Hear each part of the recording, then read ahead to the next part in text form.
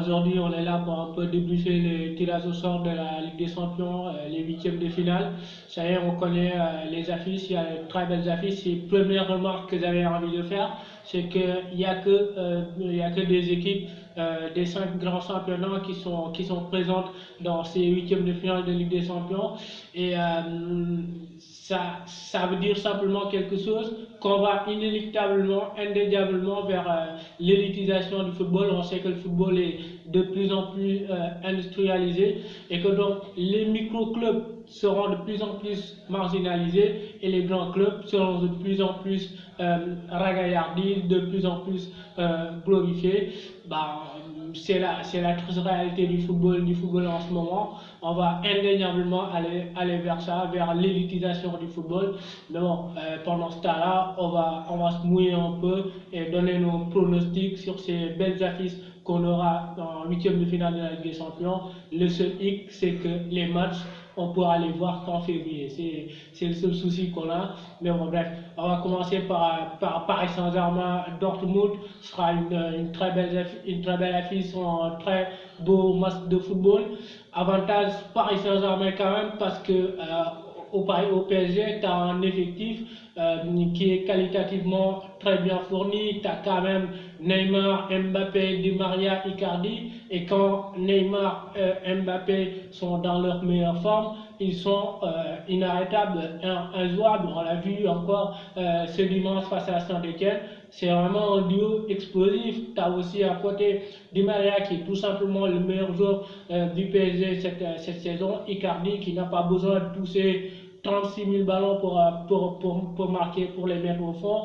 Et puis surtout, tu t'es renforcé dans un secteur où tu as cruellement eu un manque lors des saisons précédentes. Je veux dire, au poste de milieu de terrain, tu as recruté un Ganagué qui apporte énormément d'équilibre et d'énergie dans ce milieu de terrain-là. Non, non, mais le seul souci au PSG, c'est au niveau de l'état d'esprit, c'est la seule incertitude qu'on peut avoir par rapport au PSG.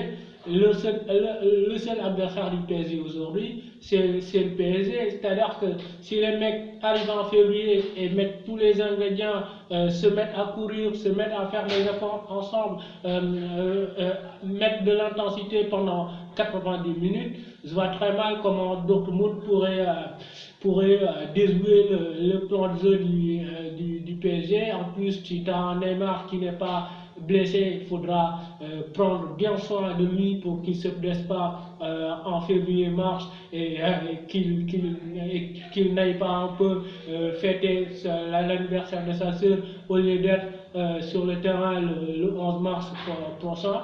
Non, non, mais c'est ton PSG qui part favori pour moi, surtout sur le plan de la communication. J'ai trouvé que Leonardo affiche une ambition mesurée, une ambition voilà, très, en tout cas très contenue, parce que dans ses prises de parole, il donne l'impression de quelqu'un qui maîtrise très bien la situation et qui veut dissiper toute pression qui pourrait un peu inhiber ses joueurs et son entraîneur. Il le répète tout le temps, cette année on n'est pas favori. Si on n'arrive pas à gagner la Ligue des Champions, c'est pas une catastrophe, parce que le PSG, on a l'habitude de le dire à chaque campagne de Ligue des Champions, ils sont un peu tous les projecteurs sont un peu sur eux. On dit qu'ils partent favoris et qu'à partir du moment où ils ne gagnent pas la Ligue des Champions, on a l'impression qu'ils réalisent une saison catastrophique, alors que généralement c'est vraiment pas le cas. Maintenant, de l'autre côté, à Dortmund, il ne faudra vraiment pas sous-estimer cette équipe de Lucien Favre qui a connu une première partie de saison assez mitigée, mais là ils sont en train de monter en puissance. Il y a eu un petit réajustement tactique qui a été opéré par Lucien Favre. Il est passé à 3 défenseurs, son 4-3-3 et son 3-4-3 plutôt est en train de bien fonctionner. Il a des joueurs offensivement qui sont absolument rayonnants. Je pense à Jadon Sancho, 10 passes décisives cette saison. Il est juste sensationnel. Marco Reus, Torgan Hazard, Julian Brandt. Et ils ont une bonne armada offensif. Maintenant, le souci, c'est défensivement. Ils sont très fiables. Et voilà, je pense que le PSG va passer. Autre grosse affiche sera Liverpool-Atlético de Madrid. Alors, l'Atlético, c'est une équipe, on le sait, qui est résolument défensive, qui a des vertus défensives que tout le monde le reconnaît et leurs accepte. Je vais le dire ainsi, c'est une équipe qui, pour moi, est l'antidote du jeu de Liverpool, c'est-à-dire qu'ils ont une manière de jouer qui ne correspond pas à la philosophie de jeu, aux vertus de jeu, au principe de jeu de Liverpool, qui est fait à base de jeu de transition, verticalité, profondeur. Et je pense que Liverpool n'a pas vraiment eu la main tendre sur ce coup-là. Et on l'a vu cette saison face au bloc bas, ça a été très compliqué. On l'a vu face à Sheffield United, face à Manchester United, face à Crystal Palace. Ils ont eu du mal vraiment à déjouer les blocs bas de leurs adversaires. Et du côté de l'Atlético de Madrid, c'est vraiment un art de bien défendre, planter ce bus et attendre son adversaire, défendre corps et âme, et puis appuyer là où ça fait mal sur les transitions rapides. Après Liverpool, cette saison, c'est une équipe qui a cette capacité, même quand ils sont dans leur mauvais jour, même quand ils sont pas bien dans leur match, ils ont cette force à toujours gagner leur match. On l'a vu encore une fois face à Watford cette semaine, où ils ont été malmenés, contrariés par une belle équipe de Watford, mais au final ils s'en sortent vainqueurs. On l'a vu tellement de fois cette saison, et puis c'est une équipe qui en 2-3 passes peuvent faire mal. On l'a vu énormément cette saison, transversale d'Anderson pour Sadio Mané, transversale de Milner pour Mohamed Salah. Vous l'inversez dans tous les sens, ça fonctionne. Ils sont létals en transition rapide, 2-3 passes, ils amènent le danger. Et puis là où ils ont un peu l'avantage, c'est qu'au retour, ils vont recevoir à Anfield. On connaît la ferveur qu'il y a là-bas. Je vois, il n'y a pas beaucoup d'équipes qui pourront résister à l'incandescence d'Anfield. Et puis en février, peut-être que le championnat sera plié. En ce moment, ils ont 14 points sur Manchester City, 10 points d'avance sur Leicester, le deuxième. Et peut-être que ça va encore se creuser. Et leur matelas d'avance pourra faire qu'en championnat, ils pourront faire, Jürgen Klopp pourra faire reposer certains de ses cadres, et en Ligue des Champions, les mecs, ils vont lâcher les cheveux, ils seront d'une énergie assez débordante. Et je pense franchement que voilà, Liverpool reste favori quand même, mais attention à l'Atlético de Madrid, qui pour moi c'est le seul adversaire qui peut aujourd'hui saluter Liverpool sur le plan international, parce qu'ils ont une façon de jouer qui ne plaît pas beaucoup à l'équipe de Jürgen Klopp. Allez, Napoli FC Barcelone, avec Manolas qui est maintenant au Napoli. Les supporters du FC Barcelone se souviennent très bien de ce jour. La tête de Manolas, il nous avait vraiment causé la vie dure. Après, je pense qu'au Napoli, il y a une crise institutionnelle en ce moment. Le président était en conflit avec les joueurs. Apparemment, ça s'est un peu réglé. Les supporters aussi sont en conflit avec les autres. Ils montrent leur désamour même en dehors du stade. Il y a Ancelotti qui a été limogé, il y a Gattuso qui prend les commandes en ce moment du Napoli. Le premier match ne s'est pas très bien passé. Et surtout, sur le plan des attitudes, sur le plan de l'état d'esprit, c'est une équipe qui est clairement défaillante à ce niveau. Et je pense très clairement que le FC Barcelone va passer sans très grand problème, même si cette année, encore une fois, le FC Barcelone n'est pas flamboyant, n'est pas chatoyant, mais ils ont quand même un Léo Messi qui quand il est dans un bon jour, il est juste exceptionnel, c'est un extraterrestre.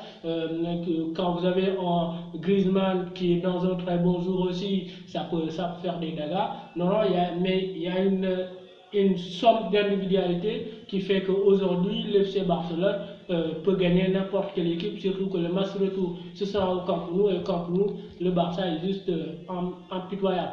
Allez. L'autre match, ce sera Chelsea-Bayern Munich. C'était la finale de 2012. On se souvient, en 2012, le Bayern tenait sa victoire jusqu'à cette tête victorieuse de Didier Drogba dans les derniers instants du match. Après, ça a été un match vraiment disputé, vraiment accrocheuse, mais avantage Bayern Munich quand même, parce qu'ils ont Lewandowski qui marche sur l'eau en ce moment, qui est juste époustouflant, qui plante but sur but. Ils ont Coutinho aussi qui semble retrouver son réel niveau, le niveau qu'il avait un peu à Liverpool. Et vraiment, Hansi Flick est en train de faire un très bon travail avec cette équipe qui a beaucoup de verticalité, beaucoup de largeur dans son jeu. De l'autre côté, Chelsea, ça va un peu moins bien ces derniers temps. Ils enchaînent les contre-performances en Premier League. Mais voilà, d'ici février, peut-être qu'ils se seront renforcés. S'ils arrivent à se renforcer au poste d'ailier, on parle de Jadon Sancho, même si ça va être compliqué de le faire. S'ils arrivent aussi à se renforcer en défense centrale, ils sont un peu catastrophiques en ce moment. Peut-être qu'ils feront un très bon coup face au Bayern, mais pour l'instant, au moment où je vous parle, très franchement, je mets le Bayern largement favori dans cette rencontre. Allez, l'autre confrontation, ce sera bien entendu Real Madrid-Manchester City. C'est une opposition entre deux titans, deux coachs, franchement, très grand, très gigantesque, Pep Guardiola et Zidane. Pep Guardiola, c'est l'homme qui a clairement révolutionné le poste d'entraîneur dans cette décennie. Il fait des émules partout, tout le monde, partout en Europe, partout dans le monde, tout le monde veut maintenant jouer comme Pep Guardiola. Zidane, c'est celui comptablement qui a réalisé une performance colossale en alignant 3 Ligues des Champions en autant d'années. Guardiola, le Catalan dans les gènes, Zidane, le merengue dans le cœur. Ça va être vraiment une affiche qui va faire rêver dans les coulisses et sur le terrain, avec une pression à géométrie variable, parce que à City, clairement, l'objectif cette saison, c'est la Ligue des Champions. Au Real Madrid, l'objectif cette saison, je ne vais pas dire que ce n'est pas la Ligue des Champions, parce que c'est un club qui aime jouer cette compétition, c'est un club qui a une certaine adrénaline, une certaine passion pour cette compétition. Mais j'ose imaginer que la Liga, cette année, pour les supporters, pour le club, pour le président, passe au-dessus en termes de priorité cette saison. La Liga passe clairement au-dessus. Et dans les grands clubs, de toute façon, il n'y a pas de priorisation de telle ou telle compétition. Mais voilà, je pense que la Liga est quand même prioritaire du côté du Real cette saison. Manchester City joue clairement sa saison sur la Ligue des Champions. En Premier League, ils sont largement distancés par Liverpool. Je les vois mal revenir cette saison en Premier League. Et donc, ils vont jeter le tout pour cette Ligue des Champions. Pep Guardiola devra sortir le grand jeu, parce que quoi qu'il fasse, quoi qu'il fera, à la fin de sa magistère à Manchester City, quand on fera les comptes, on va se dire: ah, il a gagné deux Premier League de suite, il a eu 198 points en deux saisons, c'est bien, mais il n'aura pas arrivé à franchir ce gap, ce palier de remporter une Ligue des Champions avec Manchester City, il sera toujours vu comme l'entraîneur qui a réussi à gagner une Ligue des Champions avec Léo Messi dans son effectif, mais qui a toujours échoué dans d'autres équipes, qui a échoué au Bayern alors qu'il avait un bel effectif, qui a échoué à Manchester City alors qu'il avait aussi un bel effectif, même si la Ligue des Champions, c'est pas le baromètre absolu comment dire, pour dire que tel ou tel entraîneur a réussi sa carrière, mais dans l'opinion publique, on va toujours avoir cette image de lui, c'est-à-dire de ce type qui a gagné avec le Messi, mais qui n'a pas su réitérer cet exploit avec d'autres équipes. Donc lui aussi, il joue un peu sa peau dans ce match de Ligue des Champions face au Real. Le Real, justement, qui est dans une très bonne dynamique. Et pour moi, voilà, je les mets un peu favoris parce que au niveau de l'expérience, ils ont un peu de bouteilles, un peu plus de bouteilles que par rapport à Manchester City. Et voilà, ils savent maîtriser ce genre d'événements, ils ont l'habitude de jouer ce genre de match. Et actuellement, ils sont aussi dans une très bonne dynamique. Ils avaient des problèmes au milieu de terrain. Il a réglé ça avec l'intronisation de Fede Valverde qui est absolument époustouflant en ce moment. Et voilà, le seul souci par rapport au Real Madrid, c'est que cette saison, dans les grands rendez-vous, ils n'ont pas réussi à gagner. On l'a vu face au Paris Saint-Germain, ils étaient exceptionnels, mais ils n'ont pas réussi à gagner le match. On l'a vu face à Valence, face à l'Atlético de Madrid, ils n'ont pas vraiment réussi à appuyer un peu là où ça fait mal et gagner ces grands rendez-vous-là. Donc voilà, tout ce qu'on pourra dire ici, on va quand même rappeler que entre la vérité de décembre n'est jamais celle de février et qu'entre temps, il y a un mercato hivernal qui va se glisser et que on sait tous que c'est un mercato d'ajustement. Il y a aussi le facteur blessure, le facteur gestion des individualités, gestion gestion des voilà comment dire, gestion humaine en toute globalité qui va rentrer en ligne de compte. Peut-être qu'il y aura des blessures par-ci ou par-là. Et que donc tous ces éléments-là font que tu ne peux pas faire une analyse, tu ne peux pas venir et te mouiller et te dire catégoriquement que telle équipe ou telle équipe va se qualifier. Il y a énormément de changements, de facteurs qui pourront intervenir entre temps et altérer un peu toute analyse qu'on pourra faire à chaud en ce moment. Mais voilà, on espère que vraiment en février, on va se régaler. Voilà, c'était un peu tout pour ce débrief. Portez-vous bien.